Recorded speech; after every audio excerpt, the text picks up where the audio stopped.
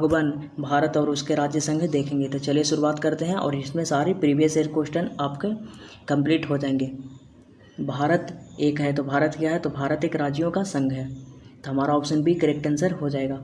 भारतीय संविधान के अनुच्छेद 1 में यह घोषणा की गई कि इंडिया अर्थात भारत है, तो भारत क्या है, तो अनुच्छेद 1 में बताया गया है कि भारत राज्यों का संघ है, तो ऑप्शन नंबर 1 करेक्ट आंसर हो जाएगा। उसके बाद देखिए अगला प्रश्न है, भारत का संविधान भारत को कैसा वर्णित करता है, तो भारत का जो संविधान है भारत को राज्यों के संघ के रूप में वर्णित करता है, तो option number B correct answer हो जाएगा। आंध्र प्रदेश एक भाषाई राज्य के रूप में गठित किया गया था, तो आंध्र प्रदेश का गठन कब हुआ था, तो 1953 में हुआ था, तो option number B correct answer हो जाएगा। भारतीय संघ में किसी राज्य को सम्मिलित करने का अधिकार किसे है, तो भारतीय संघ में किसी राज्य को सम्मिलित मतलब किसी राज्य को मिला लेने का अधिकार किसके पास है, तो ये संसद के पास है, तो option number C correct answer हो जाएगा। किसी राज्य के नाम में परिवर्तन करने का अधिकार निम्नलिखित में से किसको है, तो किसी राज्य के नाम में परिवर्तन करने का अधिकार संसद को है, तो option number B correct answer हो जाएगा संसद। उसके बाद देखिए अगला प्रश्न है, राज्य में पुनर्गठन संबंधी विधेयक को संसद में प्रस्तुत करने से पूर्व किसकी सहमति प्राप्त करना आवश्यक होता है, तो किसकी सहमति प्राप्त करना आवश्यक होता है, तो राष्ट्रपति की, तो option number C correct answer हो जाएगा। नए राज्य के गठन अथवा सीमा में परिवर्तन करने का अधिकार किसको है, तो यह अधिकार संसद को दिया गया है, तो ऑप्शन नंबर आपका डी करेक्ट आंसर हो जाएगा। निम्नलिखित में से कौन किसी राज्य का क्षेत्र घटा या बढ़ा सकता है, तो यह संसद घटा या बढ़ा सकता है और अनुच्छेद में ये 3 में लिखा गया है, तो option number B correct answer हो जाएगा।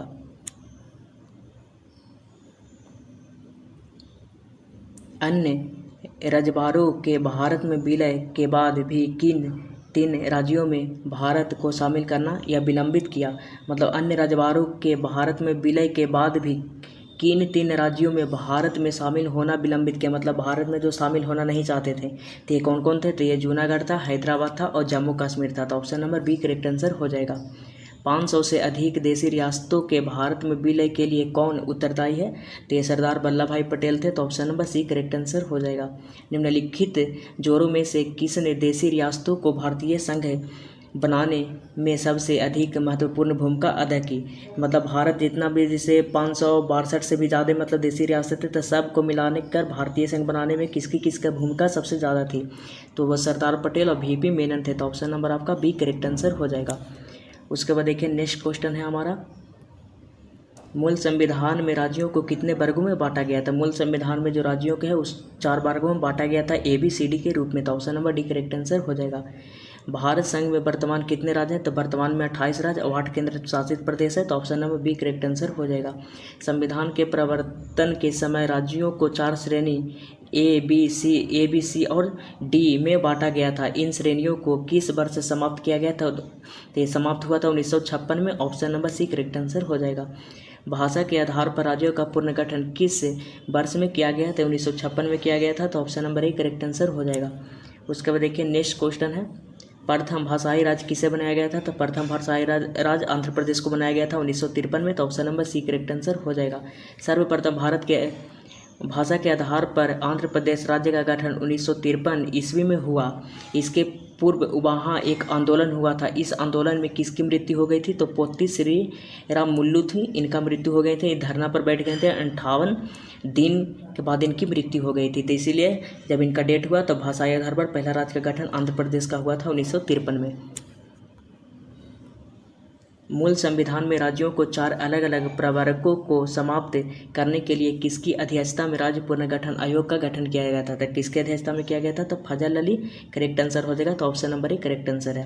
राज्य पुनर्गठन आयोग का गठन किस वर्ष किया गया था, तो राज्य पुनर्गठन जो आयोग है इसका गठन पूछ रहा है, तो ये किया गया था आपका 1953 में, तो option number D correct answer हो जाएगा। भाषागत आधार पर राज्यों के पुनर्गठन के लिए भारत सरकार ने दिसंबर 1953 में राज्य पुनर्गठन आयोग की नियुक्ति की थी, जिसकी रिपोर्ट के आधार पर 1956 में राज्य पुनर्गठन अधिनियम संसद ने पारित किया था। इस आयोग के अध्यक्ष कौन थे, तो जस्टिस फजल अली थे, तो option number A correct answer हो जाएगा। उसके बाद देखिए अगला प्रश्न एग्जाम में पूछा हुआ है SSC 2021 का क्वेश्चन है, निम्नलिखित में से किस वर्ष में भारत के राज्यों के पुनर्गठन और उससे जुड़े मामलों के लिए अधिनियम पारित हुआ था, तो किस वर्ष हुआ था, तो 1956 में हुआ था, तो option number B correct answer हो जाएगा। 1956 के राज्य पुनर्गठन अधिनियम द्वारा कितने राज्य और संघीय क्षेत्रों की स्थापना की गई थी? तो 14 राज्य बना था और 6 केंद्र शासित प्रदेश बने थे 1956 में। तो option number A correct answer हो जाएगा। वर्तमान में भारतीय संघ में राज्यों और केंद्र शासित प्रदेशों की संख्या क्रमशः कितनी है? राज्य और केंद्र शासित प्रदेश था 28 राज्य है और 8 केंद्र शासित प्रदेश है। तो option number C correct answer हो जाएगा। उसके बाद देखिए अगला प्रश्न है हमारा, भारत में राज्यों और संघ राज्य क्षेत्रों की कुल संख्या के संबंध में निम्नलिखित में से कौन सही है? तो कौन सा सही है? तो भारत में 28 राज्य है और 8 केंद्र शासित प्रदेश है। तो option number A correct answer हो जाएगा। उसके बाद देखिए अगला प्रश्न, भारत में कितने राज्य एवं संघीय प्रदेश है? कितने राज्य संघीय प्रदेश है? तो 28 राज्य है। 25 तो कभी होगा नहीं, 24 तो कभी होगा ना। Option number B correct answer हो जाएगा। निम्नलिखित में से क्या संघ राज्य क्षेत्र नहीं है? मतलब निम्नलिखित में से कौन है जो संघ राज्य क्षेत्र नहीं है? तो नागालैंड ये एक राज्य है। तो ऑप्शन नंबर आपका डी करेक्ट आंसर हो जाएगा। निम्नलिखित में से कौन भारत का एक केंद्र शासित प्रदेश नहीं है? तो लक्षद्वीप केंद्र शासित प्रदेश है, पुडुचेरी ये भी केंद्र शासित प्रदेश है, चंडीगढ़ भी है। तो option number B correct answer हो जाएगा। त्रिपुरा एक राज्य है। निम्नलिखित में से कौन केंद्र शासित प्रदेश नहीं है? तो कौन है जो केंद्र शासित प्रदेश नहीं है? तो मिजोरम करेक्ट आंसर हो जाएगा। Option number D. उसके बाद देखिए अगला प्रश्न, कराईकल माहे-ई-नाम सहित पुडुचेरी की फ्रांसीसी बस्ती को फ्रांसीसी सरकार ने किस वर्ष भारत को अधिर्पित किया? मतलब किस वर्ष भारत को सौंपा था? तो 1954 में। तो option number B correct answer हो जाएगा। पुडुचेरी को किस वर्ष भारतीय संघ में सम्मिलित किया गया था? तो 1963 में किया गया था। तो option number D correct answer हो जाएगा। किस वर्ष गोवा सहित अन्य पुर्तगाली बस्तियों को भारतीय संघ का राज्य क्षेत्र बनाया गया था? गोवा सहित अन्य पुर्तगाली बस्तियों को कब बनाया गया था? तो करेक्ट आंसर हो जाएगा हमारा option number C correct answer हो जाएगा 1963। उसके बाद देखिए हम अगला प्रश्न है, संविधान लागू होने के पश्चात निम्न में से कौन भारतीय संघ का एक आरक्षित राज्य है? मतलब आरक्षित राज्य था, तो ये सिक्किम था। तो ऑप्शन नंबर आपका डी करेक्ट आंसर हो जाएगा। सिक्किम को किस वर्ष भारतीय संघ में सहयुक्त राज्य मतलब साझा राज्य के रूप में शामिल किया गया था? तो साझा राज्य बनाया गया था इसको 1974 में। कईवां संविधान संशोधन? तो 35वां संविधान संशोधन। तो option number C correct answer हो जाएगा। राज्य बनाया गया था कब? तो 1975 में 36वां संविधान संशोधन। उसके बाद नेक्स्ट प्रश्न देखिए, किस संवैधानिक संशोधन के अंतर्गत सिक्किम को भारत का एक सह राज्य बनाया गया था? 35वां द्वारा बनाया गया था। तो option number B correct answer हो जाएगा। हिमाचल प्रदेश को राज्य का दर्जा प्रदान किया गया था। हिमाचल प्रदेश को जो राज्य का दर्जा दिया गया था 1970 में दिया गया था। तो option number C correct answer हो जाएगा। नेक्स्ट प्रश्न देखिए मोस्ट इंपॉर्टेंट, संविधान के 56वें 55वें 53वें 36वें संविधान संशोधन द्वारा क्रमशः क्या हुआ? तो ये पता है, अभी ऊपर बताए थे कि 36वां संविधान संशोधन 1975 द्वारा सिक्किम को राज्य का दर्जा दिया, मतलब 3 नंबर पर सिक्किम आना चाहिए। इसमें सिक्किम उक्किम नहीं है तो ये गलत हो जाएगा। इसमें भी सिक्किम है नहीं है तो ये भी गलत हो जाएगा। उपयुक्त में से इनमें कोई, तो option number C correct answer होगा। देखिए इसमें सिक्किम भी आया है और आपका 56 द्वारा गोवा हुआ था, 55 द्वारा अरुणाचल प्रदेश और 53 द्वारा मिजोरम। तो option number C correct answer हो जाएगा। किस आयोग की अनुशंसा के आधार पर पंजाब पुनर्गठन अधिनियम द्वारा पंजाब और हरियाणा राज्य का गठन किया गया था? मतलब किसके अनुशंसा पर पंजाब और हरियाणा राज्य का गठन हुआ था? तो धारा आयोग के द्वारा हुआ था। तो option number A correct answer हो जाएगा। उसके बाद देखिए नेक्स्ट प्रश्न, निम्नलिखित में से किस वर्ष सिक्किम को राज्य का दर्जा दिया गया था? तो 1975 में दिया गया था। 36वां संविधान संशोधन था। तो option number C correct answer हो जाएगा। लगभग 280 साल के फ्रांसीसी शासक के बाद 1954 में निम्नलिखित में से कौन भारत का एक केंद्र शासित प्रदेश बन गया? तो वो पुडुचेरी बना था। तो option number C correct answer हो जाएगा। झारखंड राज्य का गठन कब हुआ था? तो झारखंड राज्य का जो गठन हुआ था 15 नवंबर 2000 को हुआ था और 1 नवंबर 2000 को छत्तीसगढ़ का गठन हुआ था और 9 नवंबर 2000 को आपका उत्तराखंड का गठन हुआ था। तो इसको भी आप याद रखिएगा। उसके बाद देखिए नेक्स्ट प्रश्न है, सिक्किम भारत का राज्य 22वां राज्य बना था, कब बना था? 36वां संविधान संशोधन बना था। तो option number D correct answer हो जाएगा। उसके बाद देखिए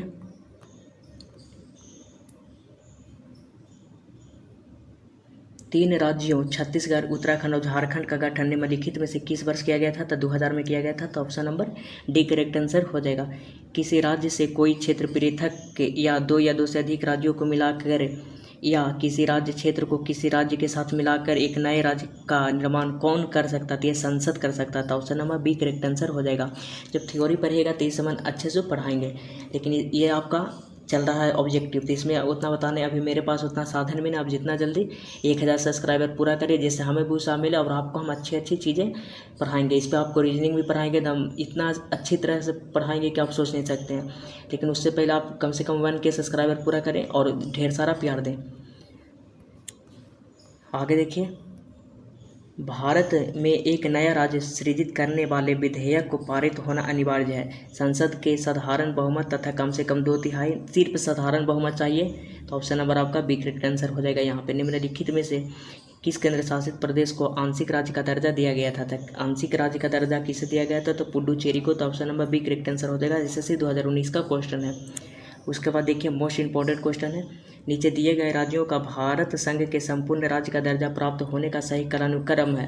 तो एक बात याद रखिए, यहाँ पे हरियाणा भी दिया हुआ था। हरियाणा का गठन 1966 में हुआ था, और अभी हमने पढ़ा कि सिक्किम का कब हुआ था? तो 1975 में। मतलब ये है कि हरियाणा के बाद ही आएगा सिक्किम, हरियाणा के बाद सिक्किम। देखिए सिक्किम के बाद आया हरियाणा, ये गलत हो जाएगा। नागालैंड हरियाणा के बाद आया सिक्किम, हो सकता है। हरियाणा के पहले आया सिक्किम, नहीं होगा।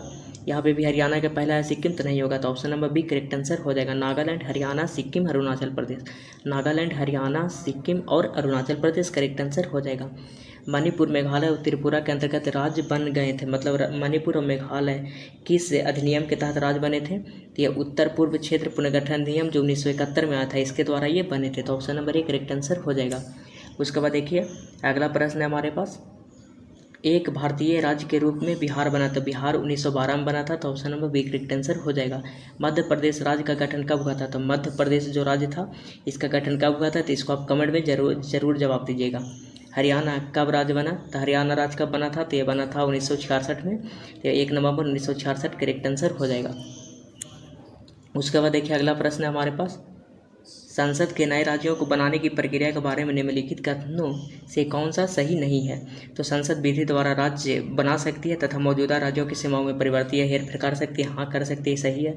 किस प्रकार का कोई विधेयक राष्ट्रपति की सिफारिश के सिवाय संसद में पेश नहीं किया जा सकता? ये भी सही है। इस प्रकार के किसी भी विधेयक को राष्ट्रपति प्रभावित राज्य के विधानमंडल को निर्देशित कर सकता है, ये भी सही है। लेकिन इसे जो 368 अनुच्छेद है इसको कार्यक्षेत्र से बाहर रखा गया, मतलब इसमें राष्ट्रपति की साइन की जरूरत नहीं पड़ती है। तो ऑप्शन नंबर ये गलत है, मतलब यही हमारा सही हो जाएगा। नहीं वाला है तो मतलब ये गलत है, तो ऑप्शन नंबर डी आपका करेक्ट होगा। उसके बाद देखिए अगला प्रश्न है, संवैधानिक प्रावधानों के अनुसार राज्यों की सीमाओं में बदलने के लिए सहमति की आवश्यकता है। किसकी सहमति की आवश्यकता है या नहीं है? तो यह राज्य की नहीं। तो option number D correct answer हो जाएगा। निम्नलिखित में से कौन सा संविधान के अनुच्छेद 3 के तहत संसद के कानून द्वारा संभव नहीं है?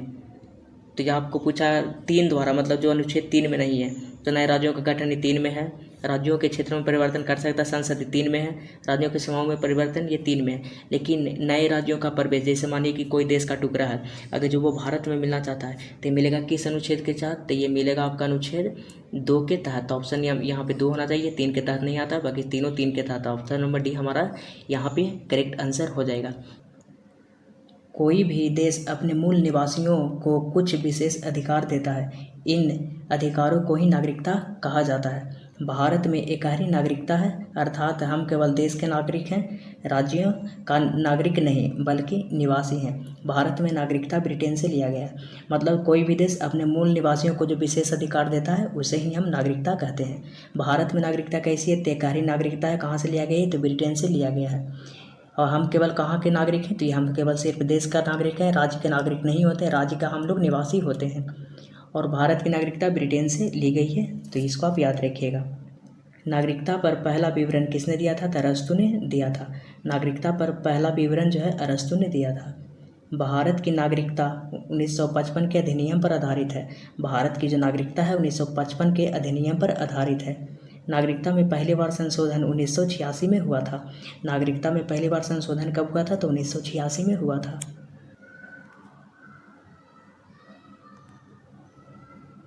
नागरिक होने के कारण पैन कार्ड, आधार कार्ड दिया जाता है। गैर नागरिक को यह सुविधा उपलब्ध नहीं है। हम लोग भारत के नागरिक हैं, इसलिए हम लोग को पैन कार्ड और आधार कार्ड दिया गया है, और जो गैर नागरिक हैं जो भारत के नहीं हैं उन लोग को ये सब सुविधा नहीं दी जाती है, आप लोग को पता होगा।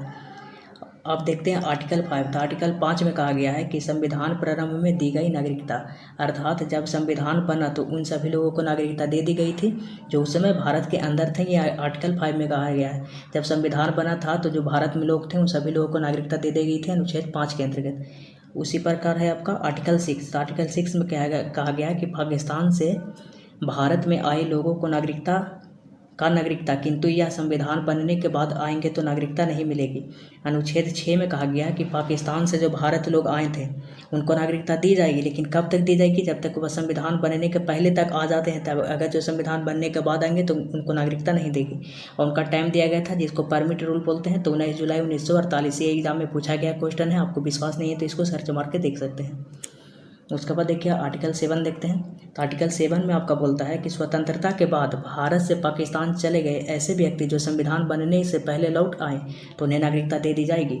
जब से स्वतंत्रता हुआ था फिर बंटवारा हुआ तो जो भी व्यक्ति पाकिस्तान चले गए थे अगर जो वो लौट जाते हैं भारत, वो भी संविधान बनने से पहले, तो उनको भी नागरिकता दे दी जाएगी। अनुच्छेद 7 में कहा गया है। अनुच्छेद 8 देखिए। अनुच्छेद 8 में कहा गया है कि विदेश भ्रमण एवं नौकरी करने पर भारत की नागरिकता नहीं जाएगी। जैसे आप विदेश घूमने जाइए, नौकरी करिए, आपको नागरिकता नहीं जाएगी। ये अनुच्छेद 8 में कहा गया है। फिर अनुच्छेद 9 में कहा गया है कि विदेशी नागरिकता लेने पर भारत की नागरिकता समाप्त कर दी जाएगी।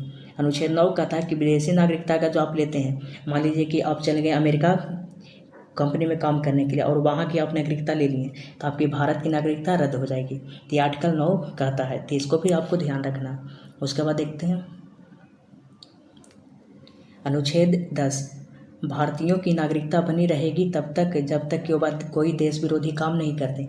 मतलब अब भारतीयों जो भी भारत के निवासी हैं उनकी नागरिकता तब तक बनी रहेगी जब तक कि वह कोई देश विरोधी काम नहीं करते हैं, तब तक नागरिकता बनी रहेगी। आर्टिकल 10 में कहा गया है।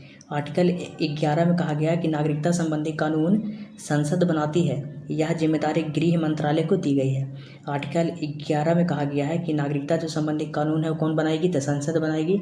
और यह जिम्मेदारी किसे दी गई है? तो गृह मंत्रालय को दी गई है। तो यहाँ तक क्लियर हो जाता है। आप क्वेश्चन की तरफ चलते हैं। भारतीय संविधान के कौन से अनुच्छेद नागरिकता से संबंधित है? तो कौन से अनुच्छेद नागरिकता से संबंधित है? तो 5 से 11 है। तो option number C correct answer हो जाएगा। भारतीय संविधान निम्नलिखित में से कौन सी नागरिकता प्रदान करता है? तो भारतीय संविधान जो है जो भारत एकल नागरिकता प्रदान करता है। तो option number A correct answer हो जाएगा। किस अनुच्छेद के तहत संसद को नागरिकता के संबंध में कानून बनाने का अधिकार प्रदान किया गया है? तो किस अनुच्छेद के तहत जो संसद है नागरिकता के संबंध में कानून बनाता है? तो अनुच्छेद 11 में। तो ऑप्शन नंबर आपका डी करेक्ट आंसर हो जाएगा। उसके बाद देखिए अगला प्रश्न है, भारतीय नागरिकता नहीं प्राप्त की जा सकती। मतलब भारतीय नागरिकता नहीं प्राप्त की जाती तो जन्म के आधार पर की जाती है, देशीयकरण के आधार पर भी की जाती है, किसी भूभाग को सम्मिलित करके भी की जाती है। तो option number D correct answer हो जाएगा कि भारतीय बैंक में पैसा जमा करके भारत की नागरिकता नहीं प्राप्त की जा सकती। देशीयकरण द्वारा नागरिकता प्राप्त का एक तरीका है। तो देशीयकरण द्वारा जो नागरिकता प्राप्त का एक तरीका वो क्या है? तब विदेशी पुरुष से विवाह करने का। तो ऑप्शन नंबर आपका सी करेक्ट आंसर हो जाएगा। नागरिक बनने की निम्नलिखित शर्तों में एक आवश्यक शर्त क्या है? तो नागरिक बनने की जो आवश्यक शर्तें हैं उसमें से एक जो शर्त है उसके बारे में चुनाव करना है। तो किसी धर्म का समर्थन ये नहीं, उच्च परिवार की सदस्यता होना कोई ज़रूरी नहीं है, उच्च जाति की सदस्यता होना थी कोई भी ज़रूरी नहीं है, किसी भी राज्य की सदस्यता होना। तो आपका एक करेक्ट आंसर हो जाएगा।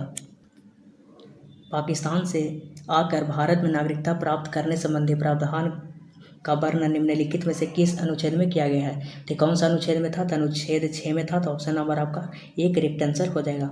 नागरिकता के लोप होने के एक नियम है, मतलब नागरिकता समाप्त होने का एक नियम है। तो परिवार से बिछड़ जाना ये नहीं है। देश विरोध का अपराध सिद्ध होने पर शिक्षा के लिए विदेश जाना, कोई जरूर भ्रमण करिए, सब दिया गया, लेकिन देश विरोधी काम करिएगा तो आपकी नागरिकता रद्द हो जाएगी। तो ऑप्शन नंबर आपका बी करेक्ट आंसर हो जाएगा। उसके बाद देखिए अगला प्रश्न है, एक व्यक्ति नागरिकता के अधिकार कैसे खो सकता है? एक कारण हो सकता है, मतलब इसमें नागरिकता का अधिकार खोने की बात कर रहे थे। एक व्यक्ति किसी दूसरे देश में 2 महीने के लिए चला जाए, ये कोई ज़रूरी नहीं है। एक व्यक्ति दूसरे राज्य की नागरिकता ले ले, हाँ, एक व्यक्ति जब दूसरा देश की नागरिकता ले लेगी तो उसकी नागरिकता चली जाएगी। तो option number B correct answer हो जाएगा। निम्नलिखित में से कौन सी शर्त भारत की नागरिकता प्राप्त करने के लिए नहीं है? कौन सी शर्त है जो भारत के जिससे नागरिकता प्राप्त नहीं हो सकती है? तो संपत्ति का स्वामित्व, ये आपका सही आंसर हो जाएगा। वंश से प्राप्त होता है, पंजीकरण से प्राप्त होता है, अधिवास जहाँ का अपने वासी है तो उससे भी आपकी प्राप्ति होती है। उसके बाद देखिए भारत की नागरिकता निम्नलिखित में से किस प्रकार प्राप्त की जा सकती है। तो भारत की नागरिकता निम्नलिखित में से किस प्रकार प्राप्त की जा सकती है। तो जन्म के आधार पर की जा सकती है, वंशानुगत के आधार पर की जा सकती है, देशीकरण के आधार पर की जा सकती है। तो इनमें से अभी हमारा करेक्ट आंसर हो जाएगा। उसके बाद देखिए अगला प्रश्न देखते हैं, नागरिक प्राप्त करने व खोने के विषय में विस्तार से चर्चा कहाँ है। तो नागरिक प्राप्त करने व खोने के विषय में विस्तार से चर्चा कहाँ है। तो 1955 के नागरिकता कानून में है। तो ऑप्शन नंबर आपका बी करेक्ट आंसर हो जाएगा। किसी व्यक्ति की भारतीय नागरिकता निलंबित की जा सकती है। तो किसी व्यक्ति की जो भारतीय नागरिकता निलंबित की जाती है तो किसे की जा सकती है। यहाँ पे देखिए क्वेश्चन है यहाँ पे, यदि किसी व्यक्ति स्वेच्छा से दूसरे देश की नागरिकता ग्रहण कर ले तो हाँ इससे की जाती है, मतलब ए होगा। तो ये सब में है, इसमें भी एक है, इसमें भी एक है, इसमें भी एक है, इसमें, और हमें ऑप्शन देखना पड़ेगा। यदि वह नागरिकता के दायित्व से परिचित नहीं है, ये कोई नियम नहीं है, गलत है यहाँ पे। यदि भारत सरकार को यह विश्वास हो जाए कि नागरिकता छलपूर्वक, हाँ छलपूर्वक करिएगा तब तो हो जाएगा। यहाँ पे 3 भी यहाँ पे सही है। यदि कोई व्यक्ति जन्म से देश का नागरिक है किंतु किसी विदेशी राष्ट्र से युद्ध के दौरान वह शत्रु की सहायता पहुँचाने की गतिविधियों में लिप्त पाया जाता है तो उसको भी हाँ देश विरोधी काम है कि नहीं। जब दुश्मन को आप सहायता दीजिएगा तो देश विरोधी काम है, तो मतलब हमारा करेक्ट आंसर हो जाएगा 134। तो 134 करेक्ट आंसर हो जाएगा ऑप्शन नंबर सी। उसके बाद देखिए अगला प्रश्न है, नागरिकता संशोधन अधिनियम 2019 का उद्देश्य क्या है। तो 2019 के बारे में पूछ रहा है। तो बांग्लादेशी अवैध प्रवासियों को हटाना नहीं, ये गलत है। वास्तविक भारतीय नागरिकता की पहचान, ये भी गलत है। विदेशियों द्वारा सीमा घुसपैठ की जाती है, ये भी गलत है। यहाँ पे अफगानिस्तान, बांग्लादेश, पाकिस्तान में उत्पीड़ित जो अल्पसंख्यक समूह है उनको नागरिकता प्रदान करने की नागरिकता संबंधी अधिनियम 2019 का संबंध है। तो ऑप्शन नंबर आपका डी करेक्ट आंसर हो जाएगा। कितने वर्षों तक लगातार बाहर रहने पर नागरिकता समाप्त हो जाती है। मतलब एक लिमिट है ना, आप गए, आप मानिए कि अमेरिका गए काम करने, अमेरिका ही रह गए, तो मतलब लिमिट होगा ना कि इतना दिन तक रहिएगा, तो मतलब आपकी नागरिकता बची रहेगी। तो 7 वर्ष से अगर जो गायब होते हैं तो आपकी भारत की नागरिकता चली जाएगी। तो option number C correct answer हो जाएगा। उसके बाद अगला प्रश्न है, ऐसे सभी व्यक्ति जो या उसके पश्चात भारत में जन्म ग्रहण किया हो उन्हें जन्मजात भारतीय नागरिक समझा जाएगा। तो कब से समझा जाएगा। तो 26 जनवरी 1950 से। तो option number C correct answer हो जाएगा।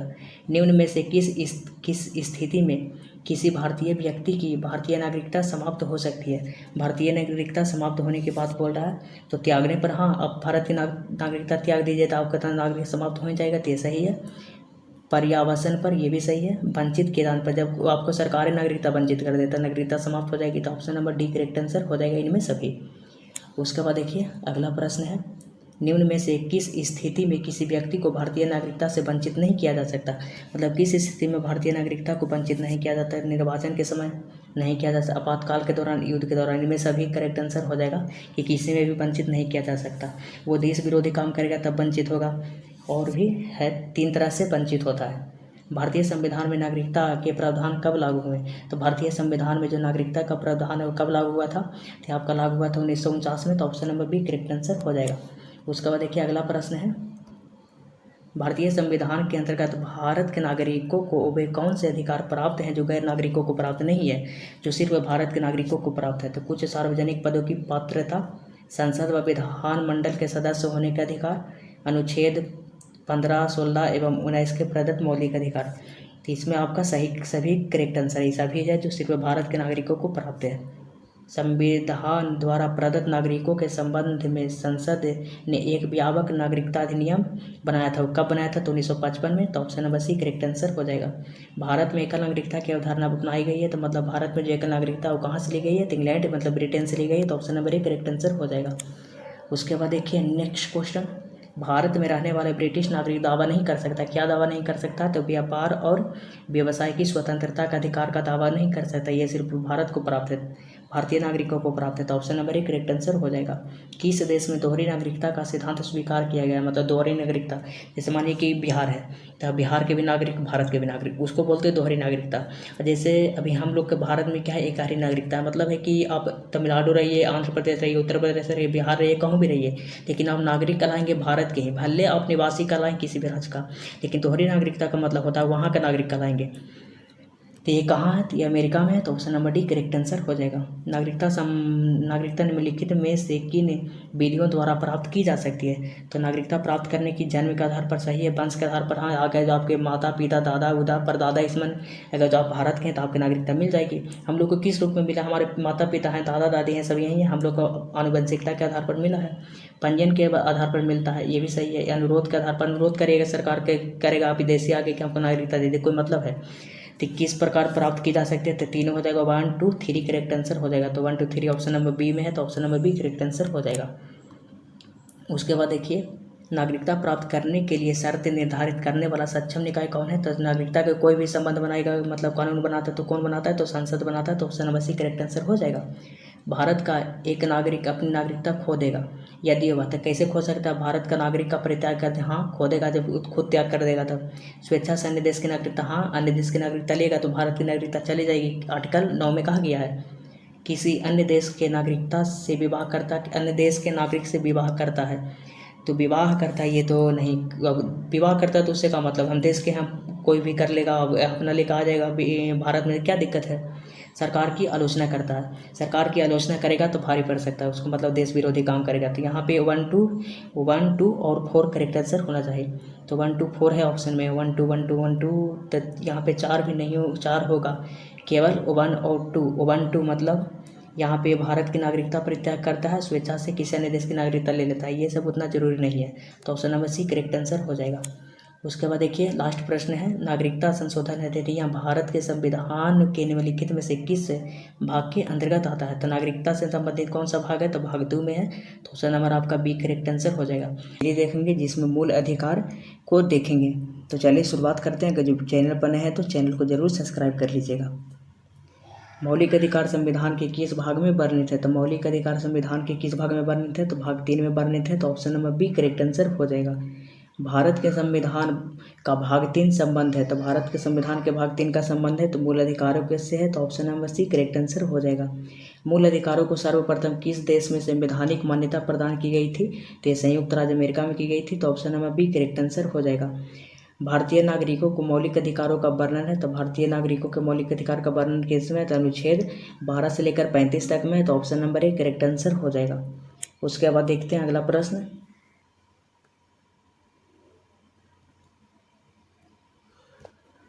डॉक्टर भीमराव अम्बेडकर ने भारतीय संविधान के किस भाग को सर्वाधिक अलौकिक भाग कहा है, तो भाग 3 को कहा है, तो option number C correct answer हो जाएगा। मूल अधिकार मूल कहलाते हैं क्योंकि, तो क्योंकि वह जो है मानव के प्राकृतिक और अप्रतिदेय अधिकार है इसलिए, तो option number D correct answer हो जाएगा। उसके बाद देखिए अगला प्रश्न, भारत के संविधान के भाग 3 में कुल कितने अनुच्छेदों में मूल अधिकारों का वर्णन है, तो कुल 24 अनुच्छेदों में है, तो option number D correct answer हो जाएगा। प्रारंभ में कितने मौलिक अधिकार दिए गए थे, तो प्रारंभ में 7 मौलिक अधिकार दिए गए थे, तो ऑप्शन नंबर आपका D correct answer, B correct answer. भारतीय संविधान के भाग 3 में कुल कितने अनुच्छेदों में मूल अधिकारों का वर्णन है, तो टोटल 24 अनुच्छेद है, तो ऑप्शन नंबर आपका डी करेक्ट आंसर हो जाएगा। प्रारंभ में कितने मौलिक अधिकार दिए गए थे, तो प्रारंभ में 7 दिए गए थे, तो ऑप्शन नंबर आपका बी करेक्ट आंसर हो जाएगा। वर्तमान में भारतीय नागरिकों को कितने मौलिक अधिकार प्राप्त हैं, तो वर्तमान में 6 प्राप्त हैं, तो ऑप्शन नंबर आपका ए करेक्ट आंसर हो जाएगा। भारत के संविधान में मौलिक अधिकार मतलब भारत के संविधान में मौलिक अधिकार कब, तो ये जोड़ा नहीं गया था, जब संविधान बना था तो उसी वक्त से था, तो मूल संविधान का हिस्सा था ये, तो ऑप्शन नंबर आपका ये करेक्ट आंसर हो जाएगा। उसके बाद देखिए अगला प्रश्न है, भारत के संविधान में न्याय में कौन प्रवर्तनीय है, तो भारत के संविधान में न्यायालय में कौन प्रवर्तनीय है जिसको चेंज किया जा सकता है, तो वो मूल अधिकार है, तो option number D correct answer हो जाएगा। नीति निर्देशक तत्व को चेंज नहीं किया जा सकता, प्रस्तावना को भी चेंज नहीं किया जा सकता, मूल अधिकार को भी न्यायालय द्वारा चेंज नहीं किया जा सकता। मौलिक अधिकारों को लागू करने का दायित्व है, तो मौलिक अधिकारों को जो लागू करने का दायित्व उच्चतम न्यायालय पर भी है और उच्च न्यायालय पर भी, तो option number C correct answer हो जाएगा। मौलिक अधिकारों का निलंबन कौन कर सकता है, तो मौलिक अधिकारों का जो निलंबन है वो कौन कर सकता है इसके बारे में बताना है। तो मौलिक अधिकारों का जो निलंबन है वो कौन कर सकता है, तो ये कर सकते हैं राष्ट्रपति, तो ऑप्शन नंबर आपका सी करेक्ट आंसर हो जाएगा। मौलिक अधिकारों के बारे में सुनवाई करने का अधिकार निम्न को प्रदान किया जाता है। तो किसको प्रदान किया जाता है? तो सर्वोच्च न्यायालय को किया जाता है। तो ऑप्शन नंबर आपका ए करेक्ट आंसर हो जाएगा। उसके बाद देखिए अगला प्रश्न, संविधान में उद्घोषित मौलिक अधिकारों में संशोधन किया जा सकता है केवल, तो संशोधन किसके द्वारा किया जा सकता है? तो सिर्फ संसद द्वारा किया जा सकता है। तो ऑप्शन नंबर आपका सी करेक्ट आंसर होगा। भारतीय नागरिकों को प्रदान किए गए मूल अधिकारों को निलंबित किया जा सकता है, निलंबित किया जा सकता है, किसी परिस्थिति में निलंबित नहीं किया जा सकता है, उत्कृष्ट निर्देश इसको निलंबित किया जा सकता है। तो ऑप्शन नंबर आपका बी करेक्ट आंसर हो जाएगा, इसको निलंबित किया जा सकता है। उसके बाद देखिए अगला प्रश्न, निम्नलिखित में से कौन से मामले उच्च न्यायालय तथा उच्चतम न्यायालय की अधिकारिता में आते हैं? तो कौन से मामले आते हैं? तो मूल अधिकारों का प्रवर्तन का मामला आता है। तो option number C correct answer हो जाएगा। भारतीय संविधान के अंतर्गत मूल अधिकारों का संरक्षक कौन है? तो भारतीय संविधान के अंतर्गत जो मूल अधिकार का जो संरक्षक है वो कौन है? तो वो न्यायपालिका है। तो ऑप्शन नंबर आपका सी करेक्ट आंसर हो जाएगा। मौलिक अधिकारों के निलंबन का आदेश कौन दे सकता है? तो मौलिक अधिकारों का जो निलंबन का जो आदेश है वो कौन दे सकता है? तो निलंबन का आदेश कौन देगा? तो राष्ट्रपति देगा। तो option number D correct answer हो जाएगा, राष्ट्रपति। उसके बाद अगला प्रश्न देखते हैं, मूल अधिकारों पर आवश्यक प्रतिबंध लगाने का अधिकार किसको? तो प्रतिबंध जब लगाएगा तो संसद लगाएगा। तो ऑप्शन नंबर आपका बी करेक्ट आंसर हो जाएगा। मौलिक अधिकारों का प्रमुख उद्देश्य है, तो मौलिक अधिकारों का प्रमुख उद्देश्य क्या है इसके बारे में यहाँ पे बताना है। तो क्या है? तो वह व्यक्तिगत स्वतंत्रता को सुनिश्चित करना है। तो option number B correct answer हो जाएगा। मूल अधिकारों को परिवर्तनीय करने की शक्ति प्राप्त है, मतलब कौन इसको परिवर्तित कर सकता है इसके बारे में बताना है। तो कौन कर सकता है इसको? तो इसको उच्चतम न्यायालय या उच्च न्यायालय द्वारा किया जा सकता है। तो option number D correct answer हो जाएगा। उसके बाद देखिए अगला प्रश्न है, भारतीय संविधान में प्रदत्त मूल अधिकारों को निलंबित करने वाली सत्ता, निलंबित की बात करेगा तो राष्ट्रपति हो जाएगा। तो option number D correct answer हो जाएगा। भारत में मौलिक अधिकारों के संबंध में निम्नलिखित वक्तव्यों पर विचार कीजिए। यह राज्यकृति के विरुद्ध एक गारंटी है, यह राज्यकृति के विरुद्ध एक गारंटी है, यह संविधान के भाग 3 में सूची में, हाँ 3 में तो है, यह सामाजिक आर्थिक राजनीतिक न्याय सुनिश्चित करते हैं, यह यूएसए में अधिकारों के बिल की भांति नहीं है। तो यूएसए के बिल की भांति है ये, तो मतलब 4 गलत नहीं होगा यहाँ पे। उसके बाद यहाँ पे समझना होगा हमें कि क्या होगा। तो देखिए ये राज्य के कृति के विरुद्ध गारंटी है, ये सही है, और यह संविधान के भाग 3 में भी है, तो ये भी सही है। तो मतलब ऑप्शन नंबर हमारा ए और बी दो सही है। तो option number A correct answer हो जाएगा। उसके बाद अगला प्रश्न देखिए, भारत के संविधान का निम्नलिखित में से कौन सा अनुच्छेद समानता के अधिकार से संबंधित है? तो समानता का अधिकार है 14 से लेकर 18 तक। तो option number C correct answer हो जाएगा। भारतीय संविधान के निम्नलिखित अनुच्छेदों में से कौन विधान सत्ता पर पूर्ण नियंत्रण लगाता है? तो कौन विधायन जो सत्ता है उस पर पूर्ण नियंत्रण लगाता है, कौन अनुच्छेद के तहत, इसके बारे में बताना है। तो हमारा ये अनुच्छेद 14 है। तो ऑप्शन नंबर आपका ए करेक्ट आंसर हो जाएगा। उसके बाद देखिए अगला प्रश्न, भारतीय संविधान की प्रस्तावना में प्रयुक्त समाजवाद शब्द को निम्नलिखित में से किस अनुच्छेदों के साथ मिलाकर पढ़ने से सर्वोच्च न्यायालय को समान कार्य करने के लिए समान वेतन का मौलिक अधिकार परिभाषित करने की शक्ति प्राप्त हुई है? तो इसको बारे में आपको बताना है। किसके द्वारा? तो अनुच्छेद ये 15, 16, 14, 15, 16 के द्वारा हुआ है। तो option number C correct answer हो जाएगा। संविधान के किस अनुच्छेद में कानून का समान संरक्षण प्रावधानिक है, मतलब कानून के समान संरक्षण? तो अनुच्छेद 14 में है। तो ऑप्शन नंबर आपका सी करेक्ट आंसर हो जाएगा। भारतीय संविधान का कौन सा अनुच्छेद छुआछूत से संबंधित है? छुआछूत उन्मूलन से संबंधित, मतलब अस्पृश्यता, तो किसमें? तो अनुच्छेद 17 में है। तो आपका सी करेक्ट आंसर हो जाएगा। उसके बाद देखिए अगला प्रश्न है, भारतीय संविधान का कौन सा अनुच्छेद अस्पृश्यता उन्मूलन करता है और किसी भी रूप में इसके व्यवहार को निषेध करता है? तो अस्पृश्यता की चर्चा अनुच्छेद 17 में है। तो option number B correct answer हो जाएगा। समानता का अधिकार भारतीयों को सुनिश्चित करता है। तो समानता का जो अधिकार है वो भारतीयों को क्या सुनिश्चित करता है? तो धार्मिक समानता, आर्थिक समानता, सामाजिक समानता, उपयुक्त सभी, ये सभी करेक्ट आंसर हो जाएगा। संविधान के किस अनुच्छेद के प्रावधानों के अंतर्गत भारत सरकार द्वारा भारत रत्न, पद्म भूषण आदि अलंकरण प्रदान किए जाते हैं? तो यह है आपका उपाधियों का अंत, अनुच्छेद नंबर 18। तो ऑप्शन नंबर आपका बी करेक्ट आंसर हो जाएगा। उसके बाद देखिए अगला प्रश्न है, 1995 में पारित अस्पृश्यता अपराध अधिनियम को वर्तमान में किस नाम से जाना जाता है? तो वर्तमान में इसको किस नाम से जाना जाता है? तो सिविल अधिकार संरक्षण अधिनियम के नाम से जाना जाता है। तो option number D correct answer हो जाएगा। धर्म आदि के आधार पर विभेद का प्रतिषेध भारत के संविधान का अनुच्छेद 15 में वर्णित है। एक मूल अधिकार है जिसे किसके अधीन वर्गीकृत किया जाएगा? तो समानता के अधिकार में आता है 14 से लेकर 18 तक, तो 15 भी आ जाएगा। तो ऑप्शन नंबर आपका डी करेक्ट आंसर हो जाएगा। उसके बाद देखिए अगला प्रश्न, निम्नलिखित में से कौन भिन्न वर्ग में आता है? निम्नलिखित में से कौन है जो भिन्न वर्ग में आता है? तो देखिए 14, 15, 16 ये तीनों समानता के अधिकार में आएगा, लेकिन 19 स्वतंत्रता के अधिकार में आता है, 19 से 22 तक। तो हमारा डी भिन्न में आएगा। उसके बाद देखिए अगला प्रश्न, भारतीय संविधान के अनुच्छेद 26 में धार्मिक कार्यों के प्रबंध की स्वतंत्रता पर क्या प्रतिबंध लगाया गया है? तो क्या लगाया गया है इसके बारे में बताना है। तो बताना है, जानते हैं तो कमेंट कीजिए, नहीं जानते हैं तो जान जाइए। तो यहाँ पे आपका करेक्ट आंसर हो जाएगा, यहाँ पे लोक व्यवस्था, सदाचार और आपका हो जाएगा स्वास्थ्य। Option number D correct answer हो जाएगा। याद नहीं है तो इसको याद कर लीजिएगा। चेन्नई राज्य बनाम चंपकम दो रायराजन मुकदमे में भारतीय सर्वोच्च न्यायालय के निर्णय के परिणाम स्वरूप निम्नलिखित में से किस मौलिक अधिकार को संशोधित किया गया? तो किस मौलिक अधिकार को संशोधित किया गया था? इस जो चेन्नई राज्य बनाम चंपकम दो राय जो केस था, ये मुकदमा था, उसके आधार पर।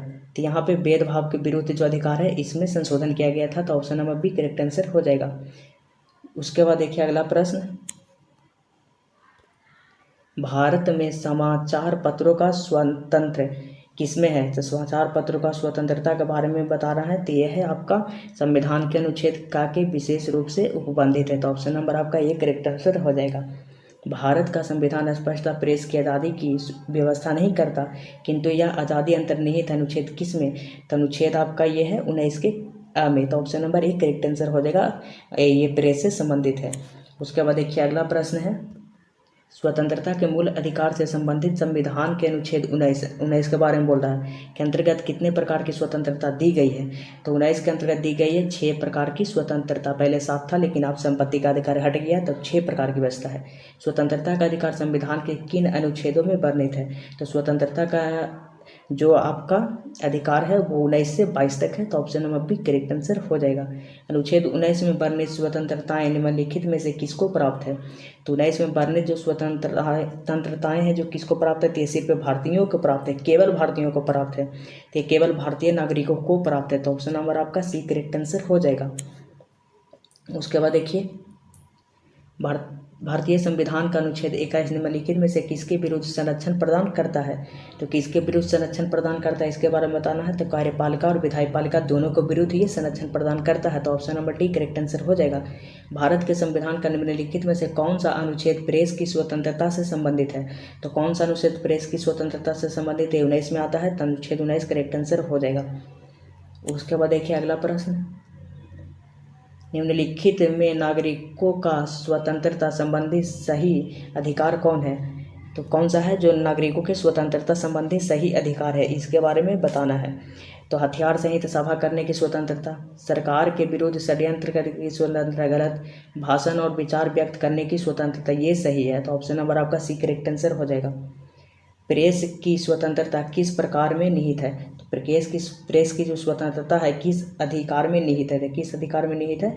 तो भाषण की स्वतंत्रता इसमें निहित है। तो option number B correct answer हो जाएगा। निम्नलिखित में से कौन मौलिक अधिकार नहीं है? निम्नलिखित में से कौन मौलिक अधिकार नहीं है? तो बोलने का अधिकार मौलिक अधिकार है, व्यवसाय का अधिकार ये भी है, हड़ताल का अधिकार नहीं है, धर्म का भी अधिकार है। तो यहाँ पे आपका हड़ताल वाला गलत हो जाएगा, ऑप्शन नंबर सी। और ये नहीं वाला पूछ रहा है तो मतलब वो सही हो जाएगा इस क्वेश्चन के हिसाब से।